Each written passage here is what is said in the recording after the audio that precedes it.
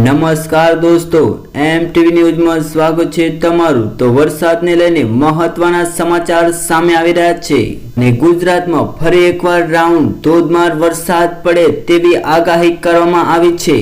જે બંગાળની ખાડીમાં ડિપ્રેશન સક્રિય થતા ગુજરાતમાં ફરી એકવાર વરસાદ વરસી શકે છે। 2 અને 3 સપ્ટેમ્બરે દક્ષિણ અને ઉત્તર ગુજરાતમાં વરસાદ પડી શકે છે।